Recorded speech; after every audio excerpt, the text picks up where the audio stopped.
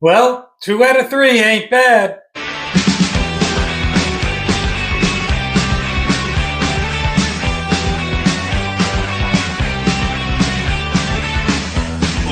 what is it tonight? At least just tell me what the hell is wrong. Do you wanna... Well, as the old song by Meatloaf goes, 2 out of 3 ain't bad. We might have beat Maryland in football and wrestling recently in a surprisingly close match. More on that later. But we lose to Maryland in College Park, 90-81. It's an 8.5-point underdog. Boy, was that a close one. We knew that this was going to be a tough game. You know, unlike Maryland teams in the past, this one can shoot a little better, especially from three. They got some guys that can. They are.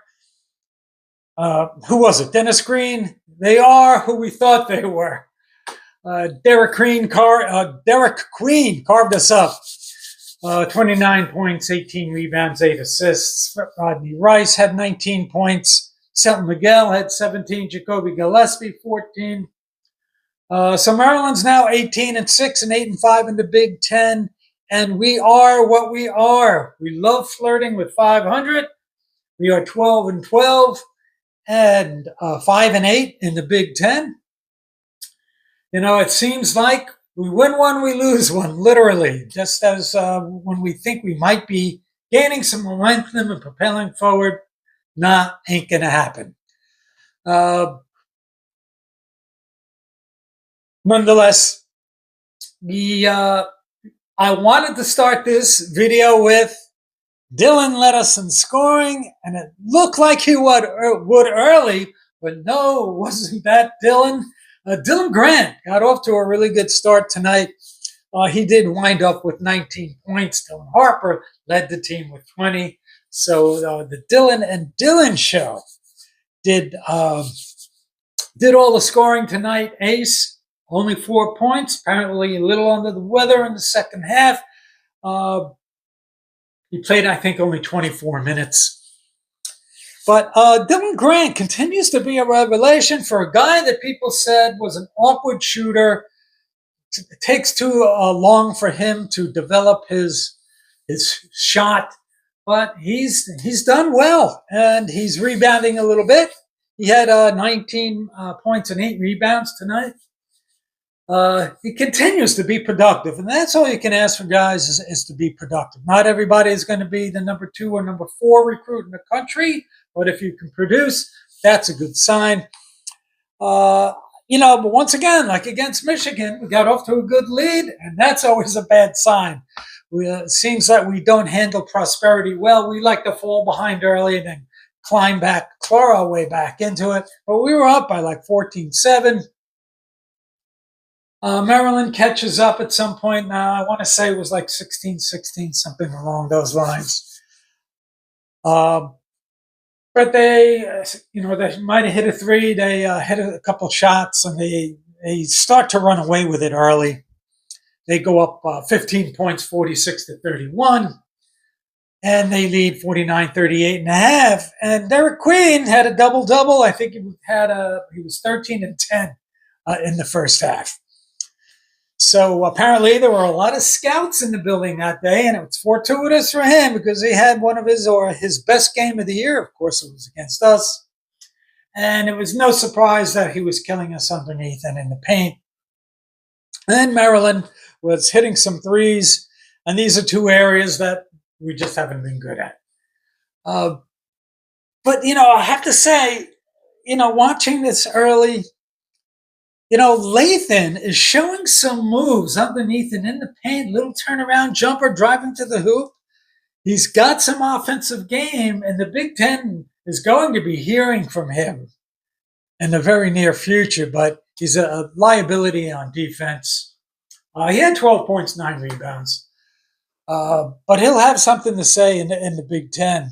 Had a little bit of foul trouble tonight, too. Despite Ace's, absence, we fought back. And sometimes, when you're missing a guy, you play a kind of style. It might suit you better Because if you have a guy that's ball dominant, okay, you're kind of waiting for him to make a play. We got to within 4 a couple times. It was 56-52, and then I think it was 58-54, and then Rice hits that 4-point play to extend the lead. It was about 13 minutes left, and then that stretches into double digits. And from there, you kind of saw where this game was going. We fought back a little bit, but in the end, it was mostly a double-digit point lead for Maryland going down the stretch, and we lose by 9 with an 8.5-point spread. Second, but couple things that we did well. If you read the box score, and you might say, we had a good chance. This was a game we might have won. It's second game in a row. We shot over 80% from the free throw line and over 30 attempts from the foul line. 26 to 31, 84%. That's through the roof for us. It's 2 games in a row. It's about the same as against Illinois. Now, Maryland only shot 64%, 20 to 34, and they're pretty good at free throw shooting, so it could have been a worse game. If they shot 75%, this could have been a game that, we lost, 15 points. And the other thing, which has been our bugaboo, we out-rebounded Maryland, 43-37.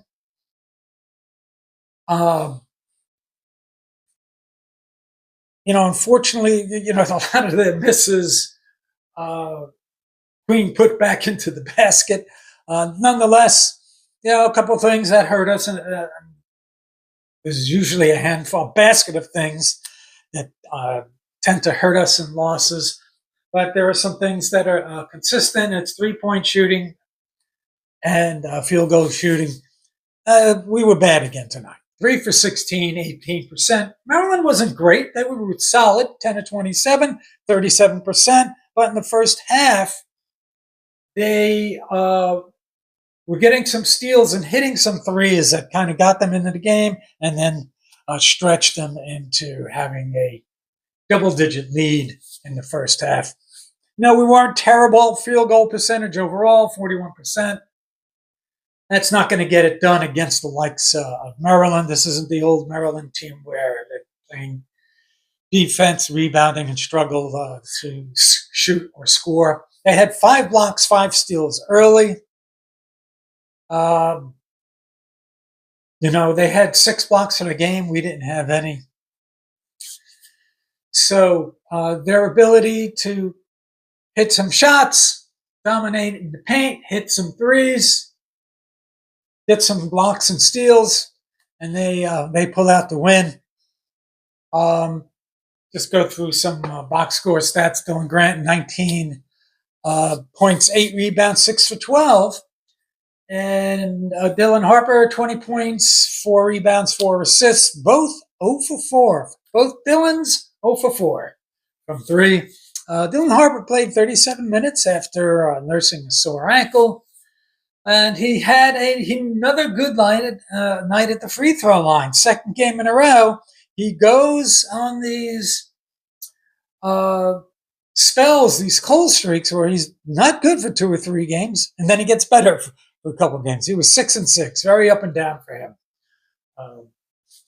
Lathan, 12 points, 9 rebounds on 5 for 9 shooting. Ace, that we talked about, he 4 points, 4 rebounds, 2 for 4 shooting in 24 minutes. Jay Will, 4 points, 5 rebounds, and an assist in 26 minutes, and foul trouble with 5. It's another guy that we're kind of struggling to get some consistency and keep on track. But on the positive side, there was a Zach Martini sighting. 10 points, 5 rebounds. 3 for 5 from the field, 2 for 4 from 3 in 25 minutes, but he got in foul trouble, 4 fouls. And but it's good to see him, get some production. Talked about previously, production is always a positive thing. Derik Queen, after 3 non-productive games, after that 26-point outburst, and I think 2 of the 3 games he didn't score at all. 9 points, no rebounds and an assist, no field goals made, and he scored 9 points. 0 for 4 from the field, 0 for 2 from 3, 9 for 11 from the free throw line. That's how he got all his scoring. And J. Mike, 3 points, 4 rebounds and assists, 1 for 6 shooting. He continues to just struggle with his shooting accuracy. 36% from the field overall. I mean, he's only 29% from 3 for the year, but that's better than the 22% or 20% from last year. He struggles that way. He gives us some energy, and sometimes he can be a catalyst, but he needs to be a more accurate shooter because sometimes it hurts us. And Dortch had as many fouls as minutes played with 2 minutes and 2 fouls. So he wasn't going to see much more time. Of course, he had 0 points. Nonetheless, not a lot of good news. 5-2 can still get us an NIT berth. Yes, it's still a very disappointing, bad season.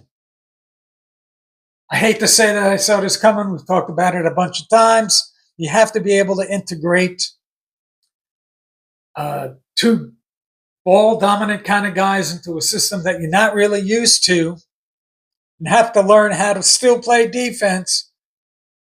And oh yeah, by the way, can you become an offensive team? And I haven't checked the numbers yet, but Steve always talked about, we can be a 70-point per game team, and we're probably around that. I have to check. I don't really know right now.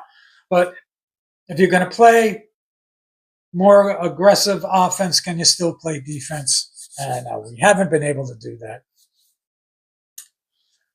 that. Nonetheless, you go 5-2 down the stretch. Right, we're 17-14. You wind up 500 in the Big Ten. If you go 8-8, 17-14, there's a good chance that you'll get an invite. So here, we have Iowa at home on Wednesday. We're at Oregon, at Washington, home against USC, and at Minnesota. Just go out and, go out and beat USC, Minnesota, and Washington.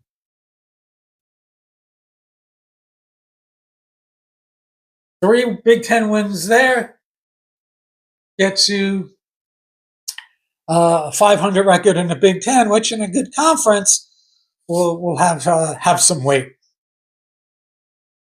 Then you're going to have to hope that you can pull off a win. Oregon started off hot, they're kind of cooling off a little bit, and get a home win against somebody like Iowa, who might be like 15-9. You have a possibility to get to the NIT. You're 17-14. You make a little bit of hay in a tournament. Maybe you go 2-1 and you're 19-15, and it's not a total disaster of a year, just one of the more disappointing ones in recent memory.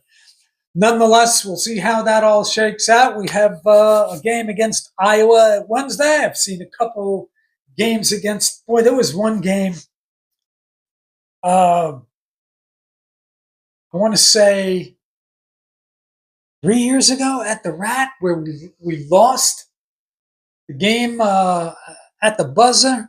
Boy, maybe longer than that. Maybe it was 4 years ago. Yeah, maybe it was 4 years ago. Boy, that was a tough one to lose. The Rack was rocking that night. Nonetheless, we lost to Iowa. We have them this Wednesday night.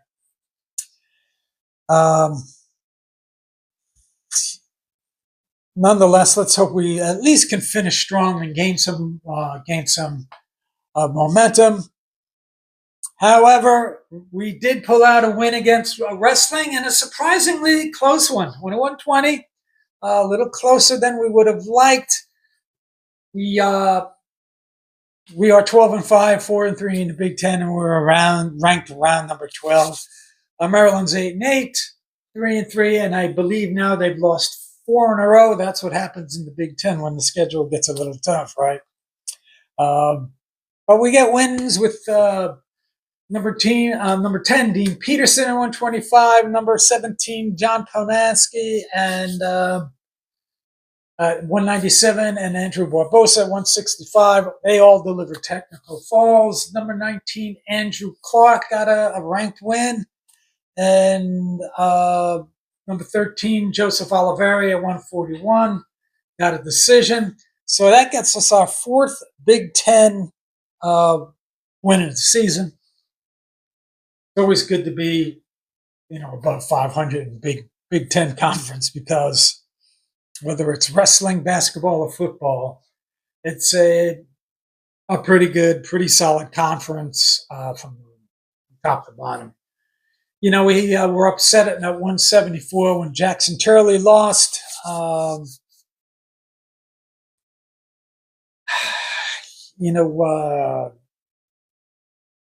Shane Cartagena-Walsh lost at 184. He's lost 4 in a row now after getting a big win.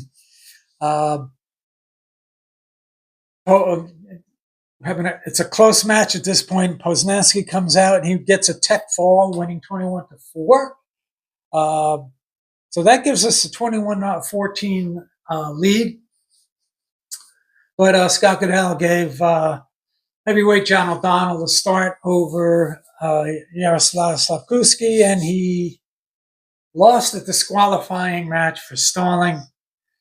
So the match winds up being 21-20.